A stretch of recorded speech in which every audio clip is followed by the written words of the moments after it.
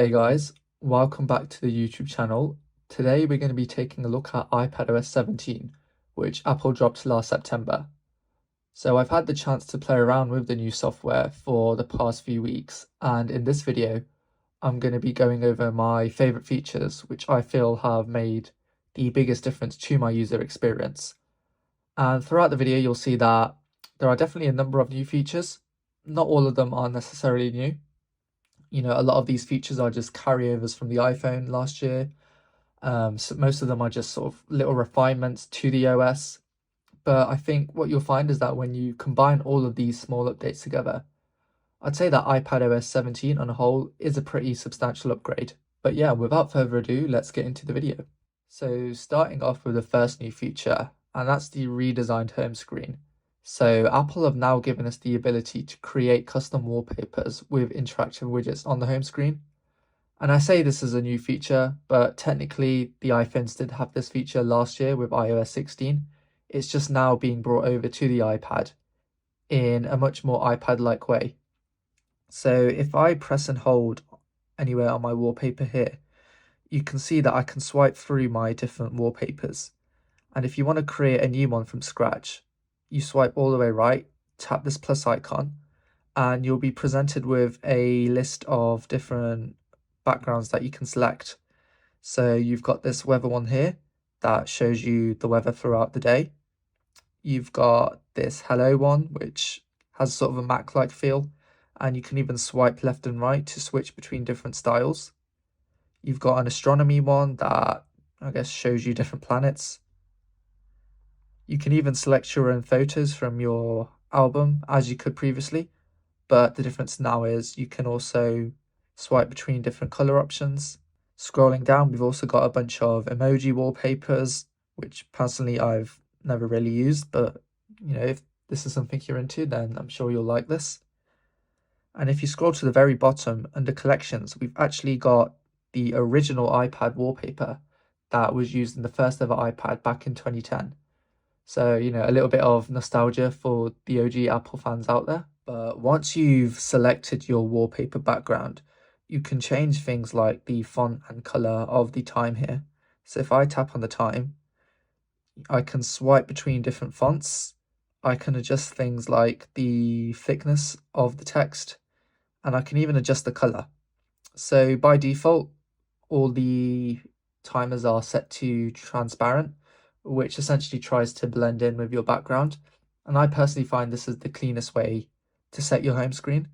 But if you want to get creative, you can select a white one, you can select sort of this yellowish one, and you can even change things like the opacity of the color as well.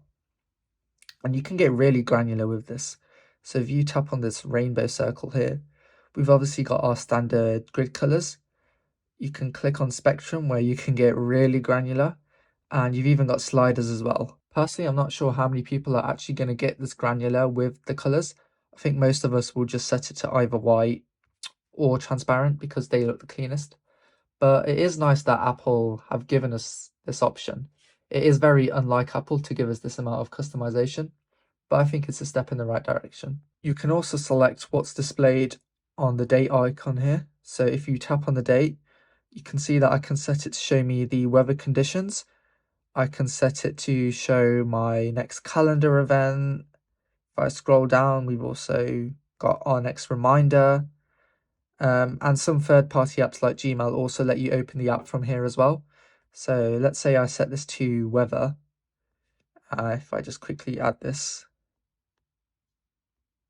you'll see that if I press on this, it automatically loads up the weather app. So you get a nice little shortcut there. But yeah, again, if you want to edit your wallpaper, just hold on it and press customize, and then click on the lock screen, and we're back into where we were before. So yeah, usually I tend to keep the weather at the top. But you can select things like your next calendar event if you like. And you can see on the side, we've now got space to add widgets across the entire display. Now, where this differs from the iPhone is the iPhone only had widgets when you were in vertical mode, and you could only fit 4 small widgets underneath the timer here, or 2 large ones. However, with the iPad, we get widgets for both when we're in vertical mode and when we're in horizontal mode. And those widgets are actually different, so you'll need to customize these separately. But yeah, you can see if I press add widgets here, you can add things like your battery widget, and you can add them in different sizes as well. You can add your calendar widget to show you your schedule, or you can just show you the date. You've also got a ChatGPT shortcut here as well. Let's see, what's this? Oh, you can even do a voice chat with ChatGPT. Scrolling down, you've got things like Shazam if you want a shortcut for that. You've got shortcuts yourself. I think that will usually display the most recent shortcut in your album.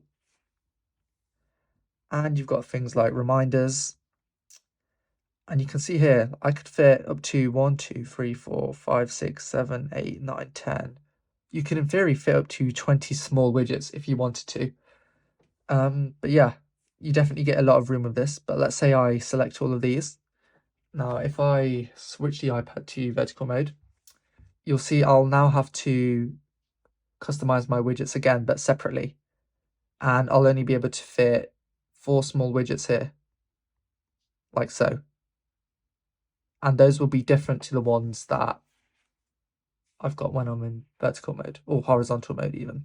But yeah, once I'm happy with how everything is, I can press done. Another thing to note is that these widgets are also interactive. So if I wanted to check off this reminder here, I can simply press the checkbox and the reminder will disappear. So there's no need for me to enter the reminders app and manually tick it off. And this feature also works for widgets on your home screen as well. So you can do things like play and pause podcasts, and perhaps the most powerful is the ability to run Siri shortcuts from your home screen. So if I just wanted to start a heater for my house, I can just press the shortcut button there. And after a few seconds, I can already hear the heater turning on in the background. And I can now tell the iPad to stop heating, which is extremely powerful. Another thing I also noticed is that you can actually place widgets anywhere on the home screen now. So if I just, I don't know, get the App Store widget open, obviously the default is to just place it where the first icon is. But you can see here, I've just placed it in the middle of the screen there, or there.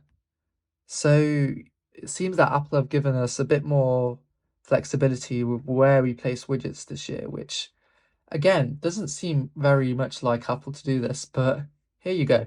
I think this feature is still quite limited though. For instance, it would be really nice if we could scroll through the mail widget somehow and just be able to reply to emails within the widget like you can do on Android, or have a Safari widget that lets us quickly search things on Safari through the home screen. But I think this is still a welcome improvement and it's a step in the right direction. Thirdly, we're also getting live activities on the iPad as well. So if I decide to Shazam a song or set a timer, I get a little activity bar showing how long I've got left at the bottom of my home screen here. And like on the iPhone, you can add multiple timers this year as well. Personally, I tend not to use live activities that much, but it's nice to know that they exist. Now, the next feature we have on our list is improvements to Stage Manager, which is exclusive to the M series iPads and the iPad Pros from 2018 or later.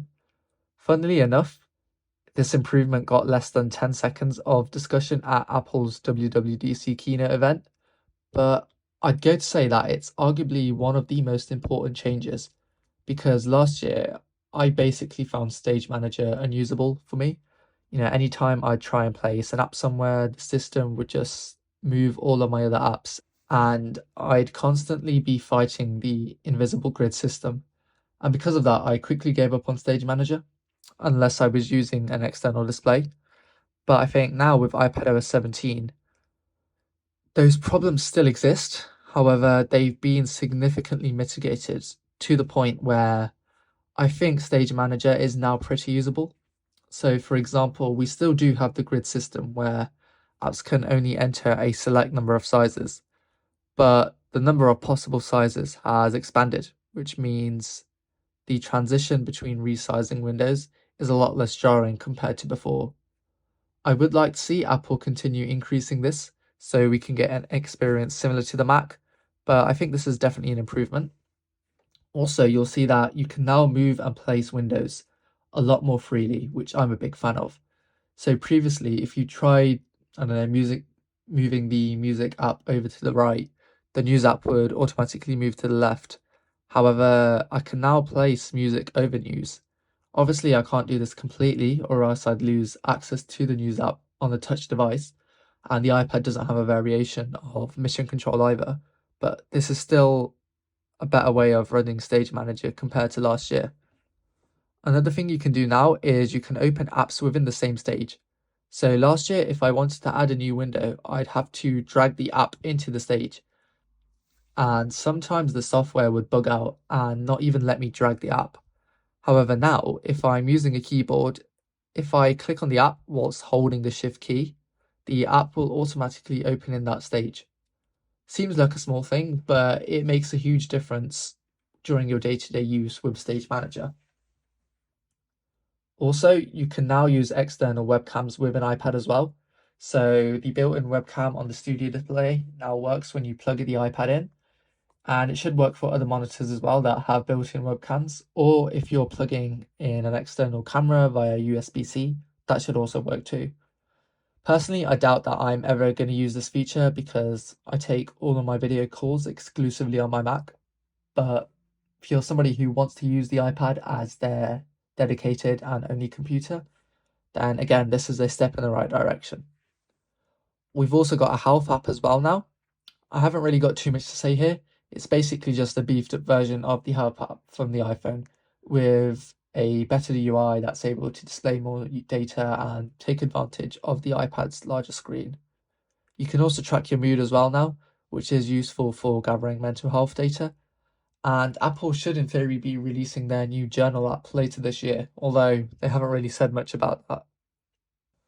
Moving on to the Notes app, we've got some big improvements here with the ability to now add text links.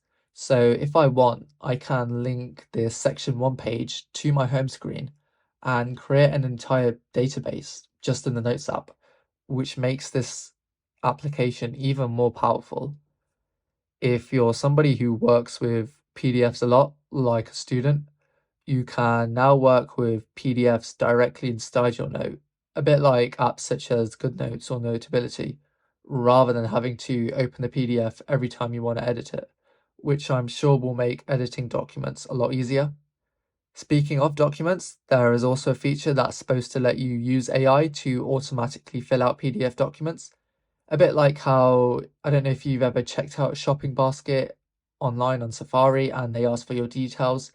So the iPad and Mac and the iPhone can usually fill in those details automatically. Well, now the same feature should also work with PDFs. However, again, that feature is annoyingly coming later this year, so I can't really test this out yet. Another cool feature we have is security codes in the Mail app. So right now, if you receive one of those security codes for two-factor authentication in your Messages app, a lot of the time they'll pop up on your keyboard, so you never have to leave the app that you're in. And now Apple is bringing that same feature to one-time security codes that are emailed to you. And the cool thing about it is that the Mail app can automatically detect those emails and delete them from your inbox to stop it from cluttering over time. I still think that this does need further adopting before it becomes really useful. I found that for a lot of security codes that I've recently been sent, the input shortcut just hasn't worked. And I suspect that's because web developers either haven't gotten around to doing that yet, or because this feature still needs tweaking from Apple. But this could become one of my favorite features of iPadOS 17. Safari's also gotten a huge update this year with the ability to create separate profiles for different aspects of your life. And these are different to Safari group tabs, which sync across all your iCloud devices and share the same cookies and search history. With Safari profiles, it's almost like you are literally using another Safari browser. So that means you're going to have separate search histories. Things like your iCloud keychain passwords will still sync as they are using the same iCloud account, but everything else will feel separate. And I can imagine this becoming useful if you use your iPad for both work and leisure, and you want to create a bit more of a separation between those two lives. And you can do this by going into the Safari page on the Settings app and scrolling down to press on New Profile. And you can choose things like the icon and the name of your profile. And once you hit done, it should show up in your browser. So those are the main features we're getting with the new iPadOS update. There are, of course, a lot of smaller tweaks like improvements to Spotlight search and the AirPods, which I'll probably cover in my iOS 17 review. But yeah, that brings us to the end of the video. Let me know in the comments down below, what do you think of iPadOS 17? And if you found this video useful, hit the like button. And if you'd like to see more content like this, then hit subscribe. But yeah, I'll see you guys in the next one.